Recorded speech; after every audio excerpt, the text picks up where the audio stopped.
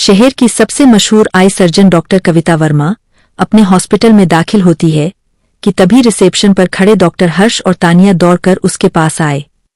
Ma'am, कोई शख्स अपने पिता को 5 दिन पहले यहाँ एडमिट करवा के गया था, तब से अभी तक उसने पलट के कोई भी खबर नहीं ली है।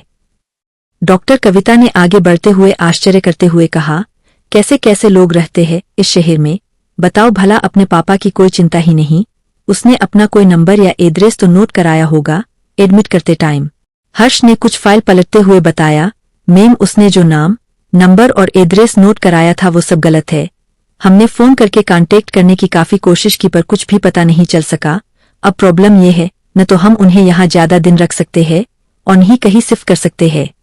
डॉक्टर कविता ने हर्ष की ओर देखकर पूछा, अरे भाई, तो पेशेंट से कंफर्म कर लो, आंखों में ही तो प्रॉब्लम होगी, पता या फिर अपने घर का पता या फिर किसी के बारे में कुछ तो बता सकता है। अब तानिया ने आगे आकर बताया, मैम, वो काफी बुजुर्ग है, कुछ भी बताने में असमर्थ है, बस बीच बीच में कुछ बड़बड़ाते रहते हैं, बोलते हैं तुम सब नकली डॉक्टर हो, मेरी गुड़िया बनेगी असली डॉक्टर। तानिया की बात सुनते ही डॉक्टर कविता को अपने बचपन की घटनाएं याद आने लगी। वो बाकी सारे पेशेंट को छोड़कर दौड़ती हुई सीधा उसी बेड के पास पहुंची जहां वो बुजुर्ग शख्स लेते हुए थे। कमजोर जर्जर शरीर, माथे पर शिकन, चेहरे पर झुर्रियां, आंखें गहरे गड्ढे में, शरीर लगभग पहले से आधा। अरे ये तो मेरे ही काका है। हाँ, मेरे ही काका। डॉक्टर कविता ने धीरे से अपना हाथ बढ़ाया, काका के सर पर फेरते हुए कंपते स्वर में बोली, काका। काका ने 1 सेकंड गवाए बिना ही मुस्कुराते हुए कहा, गुड़िया तू आ गई।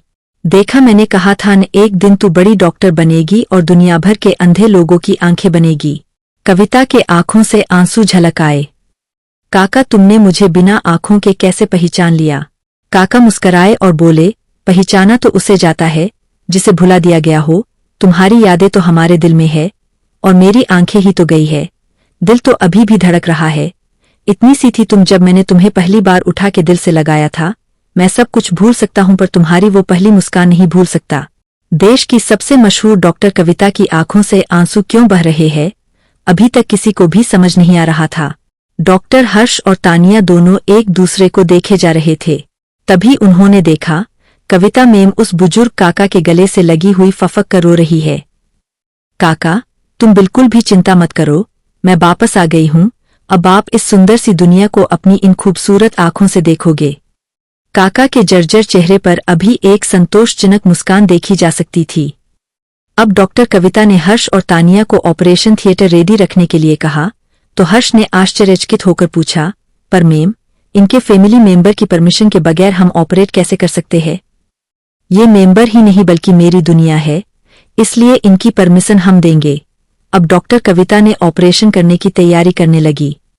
अगले दिन आंखों का सफल ऑपरेशन करने के बाद जब डॉक्टर कविता थिएटर से बाहर आई तो तानिया ने पूछा, मैम, हमने पहले भी आपको बहुत से ऑपरेशंस करते हुए देखा है पर आज आपके चेहरे पर जो मुस्कान है वो कभी नहीं देखी। इसके पीछे का राज क्या है? कविता ने तानिया की ओर देखा और आंखों में आंसू लाते हुए कहा, मैं 4 साल की थी तब मुझे अनाथालय लाया गया था। मैं बेहद ही दुबली पलती और आंखों से भी कमजोर थी। तब काका ही वो शख्स थे जिन्होंने मेरी उंगली थामकर मेरी परिवृष के साथ साथ मुझे और मेरे जीवन को आंखें दी, मेरी पढ़ाई में मदद की। मैं पढ़ने में काफी अच्छी थी, मुझे सरकारी स्कूल में दाखिला मिल गया था।